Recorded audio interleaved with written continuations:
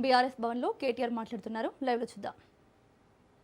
Party ఏర్పాటుకు మరి దారి తీసిన పరిస్థితులు, ఆనాడు ఉమ్మడి ఆంధ్రప్రదేశ్లో తెలంగాణ ప్రాంతానికి జరిగిన అన్యాయం, ముఖ్యంగా ఇక్కడ వ్యవసాయదారులు, ఇక్కడి సాగునీటి స్థితిగతులు, ఇక్కడి విద్యుత్ కొరతతో అలమటించిన పరిస్థితులు ఇవన్నీ కూడా వివరిస్తూ అసలు ఏ నేపథ్యంలో రాష్ట్ర ఏర్పాటు కోసం నడుం బిగించాల్సి వచ్చిందో చాలా వివరంగా చెప్పారు. ఆ ప్రయాణంలో కలిసి వచ్చిన ప్రతి ఒక్కరిని కూడా స్మరించుకున్నారు. ఎంతో ధైర్యంతో చివరికి చావు నోట్లో తలబెట్టి మరి ఢిల్లీ మెడలు వంచి ఏ రకంగా తెలంగాణ సాధించామో కూడా వివరంగా మరి ఆ పరిణామ క్రమాన్ని కూడా చెప్పారు.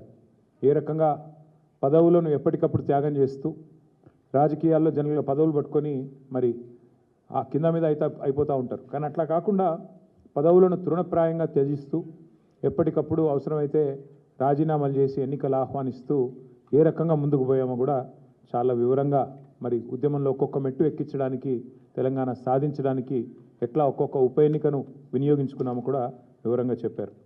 దాంతోపాటు తెలంగాణ రాష్ట్ర ఏర్పాటు జరిగిన తర్వాత మరి గౌరవనీయులు కేసీఆర్ గారి నాయకత్వంలో ఏ రకమైన మరి పరిపాలన జరిగింది, ఏ రకంగా ఏ ఆలోచనతో ఎంత ప్యాషనేట్గా ఎంత ఉద్విగ్నతతో పనిచేసినామో అది కూడా చాలా వివరంగా చెప్పారు. దానిలో కూడా సహకరించిన రాష్ట్ర ప్రభుత్వ అధికారులకు కూడా వారు ధన్యవాదాలు చెప్పారు.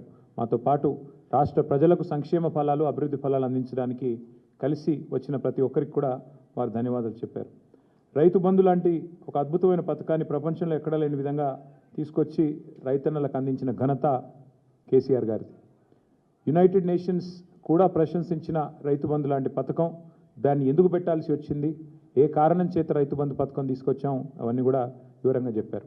అదే రైతు బంధుని ఇవాళ కాంగ్రెస్ ఎట్లా నిర్వీర్యం చేస్తున్నది, ఏ రకంగా ఈరోజు ఒక్కొక్క ఎకరానికి ఒక్కొక్క దఫాగా పైసలు ఇస్తూ దానికి కూడా మరి ఎంత ప్రచారం చేసుకుంటున్నారు, ఎంత చండాలంగా ఈరోజు ప్రభుత్వం నడుస్తున్నది, ఇది కూడా వారు వివరంగా చెప్పారు. ఏ రకంగా మళ్ళీ తిరిగి రాష్ట్రంలో వ్యవసాయ రంగంలో సంక్షోభం ఉందో దాని మీద కూడా సమావేశం విస్తారంగా చర్చించింది.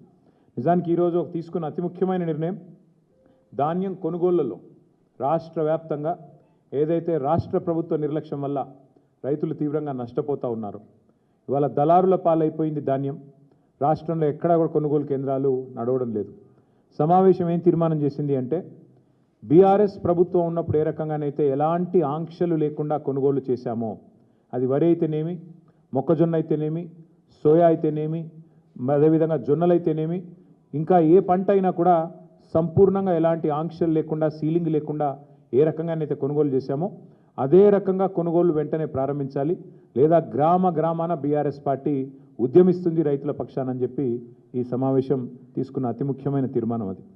అట్లాగే ధాన్యం కొనుగోలు చేయడానికి కూడా చివరికి మంత్రివర్గ ఉపసంఘాలు వేసి వాటిని కూడా ఒక పెద్ద గొప్ప విషయంలాగా ఏదైతే రాష్ట్ర ప్రభుత్వం చెప్పుకునే ప్రయత్నం చేస్తున్నదో దాన్ని తీవ్రంగా ఖండిస్తూ వెంటనే ఈ రాష్ట్రంలోని రైతాంగ పక్షాన ఇప్పటికే దళారులకు అమ్ముకొని కనీస మద్దతు ధర రాకుండా, బోనస్ కూడా వచ్చే పరిస్థితి లేకుండా మరి ఏదైతే రైతులు ఇబ్బంది పడుతున్నారో దాన్ని వెంటనే నివారించడానికి ప్రభుత్వం కొనుగోలు కేంద్రాలను ప్రారంభించి వెంటనే కొనుగోలు ప్రారంభించాలని చెప్పి సమావేశంలో తీర్మానం చేశాం.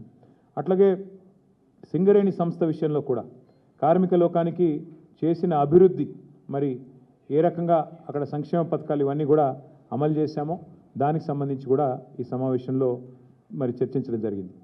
పార్లమెంట్లో భారతీయ జనతా పార్టీ ఎంపీ తేజస్వి సూర్య అనే వ్యక్తి తెలంగాణ ఏర్పాటును పాకిస్తాన్ ఏర్పాటుతో పోలుస్తూ మరి ఒక వేర్పాటువాద సమస్యగా చిత్రీకరించడమే కాకుండా తూలనాడే విధంగా, అవమానించే విధంగా, తెలంగాణ ప్రజల ఆత్మగౌరవాన్ని దెబ్బగొట్టే విధంగా వారు ఏదైతే మాట్లాడారో దాన్ని తీవ్రంగా సమావేశం ఖండించింది. నిజంగా అక్కడ ఒక్క బీఆర్ఎస్ ఎంపీ ఉన్న లోక్సభలో మరి వెంటనే తిరగబడి అక్కడికక్కడే అవసరమైతే తేజస్వి సూర్యని నిలదీసి క్షమాపణ చెప్పించే విధంగా కార్యాచరణ ఉండేది. కానీ ఇవాళ తెలంగాణ ప్రజలు కూడా ఆలోచించాలని చెప్పి కూడా సమావేశంలో చాలామంది వక్తలు అభిప్రాయపడ్డారు. అక్కడ 8 మంది కాంగ్రెస్ ఎంపీలు, 8 మంది బీజేపీ ఎంపీలు ఉన్నా చేష్టలుడిగి ఉత్సవ విగ్రహాల మాదిరిగా చూస్తూ కూర్చున్నారు తప్ప తేజస్వి సూర్య గారు తెలంగాణ ఏర్పాటును పాకిస్తాన్ ఏర్పాటుతో పోల్చినా కనీస స్పందన లేకుండా మరి నిశ్చేష్టులుగా ఏదైతే చూస్తూ ఉన్నారో దాని సమావేశం తీవ్రంగా నిరసించింది.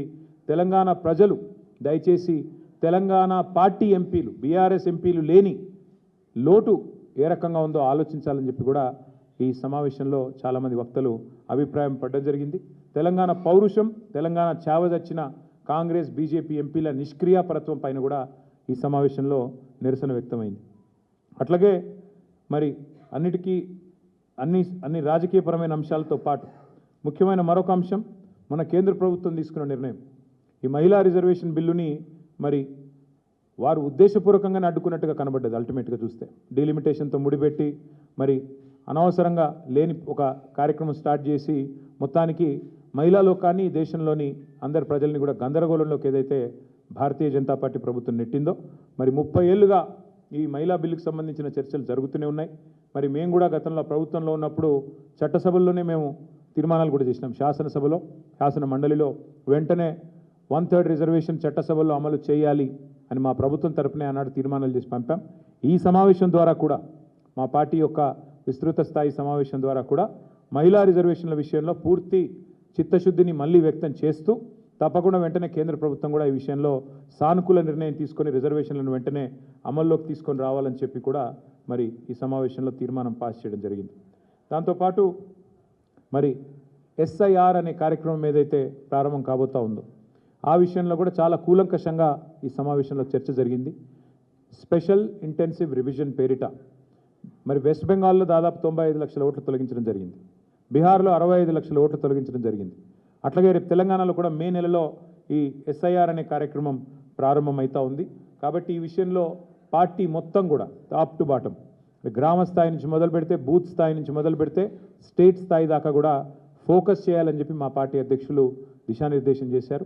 ఈ విషయంలో ఎందుకంటే ఓట్ల తొలగింపు ప్రక్రియ పేరిట జరిగిన నాటకం, దొంగ ఓట్ల చేర్పుల వల్ల జూబ్లీహిల్స్ ఎన్నికల్లో జరిగిన నష్టం దాదాపు 15,000 దొంగ ఓట్లు జూబ్లీహిల్స్ ఎన్నికల్లో మా ఓటమికి కూడా కారణమే అనే ఒక అభిప్రాయం కూడా సమావేశంలో వ్యక్తం కావడం జరిగింది. దానిపైన పార్టీ అధ్యక్షులు కూడా స్పందిస్తారు.